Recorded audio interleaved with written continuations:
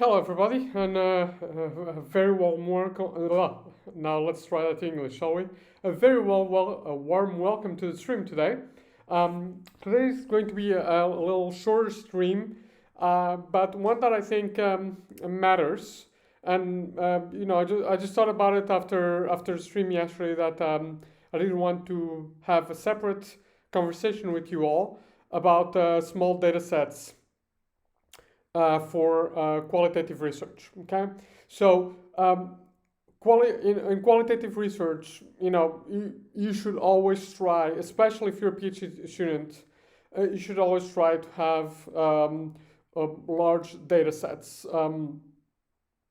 Just because the more you talk to people, the more you spend time observing people, the better information that you get. Not only because some things take time, but also because you yourself come to understand a little bit better what sort of questions to ask and so on. So actually, one of the best ideas that I have had during my field work for my dissertation was that I basically spent 3 months, my first 3 months, just observing, making field notes, good field notes, important field notes, but not asking any questions in interviews because I just wanted to really be familiar with the setting and what was going on.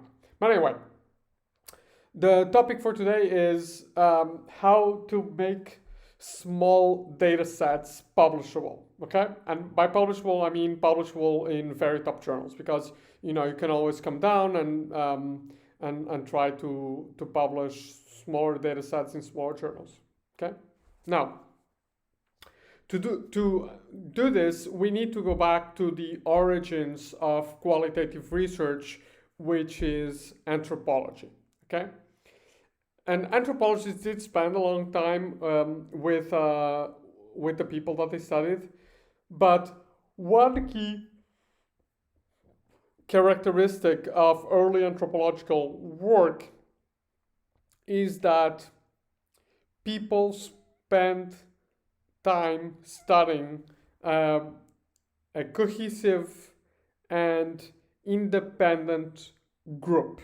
Okay, a cohesive and independent group, and that's how you make small data sets publishable. You make those small data sets about a cohesive and independent group. Okay, and for example, my small data set, which I just got a revised submit in MS Quarterly, is a small team of people that do market analytics, but it's the whole thing.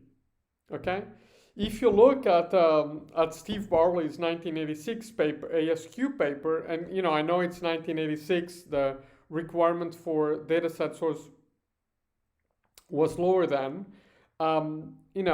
He is in a very small group of radiologists and doctors, and he did use some of the techniques that inspired my high-end qualitative research video, and and even so, he only had 90 observations. So this is pretty small. But the idea again is that he looked at the whole group.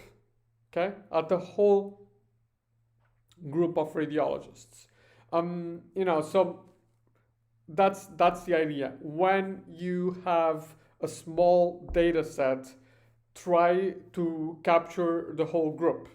What does this mean in practice? This means, for example, that if you are going to do research, a qualitative study on salespeople, you are better off interviewing the 20 or the 15 salespeople that constitute the entire sales team of a small or medium company than interviewing 100 like random salespeople. Okay.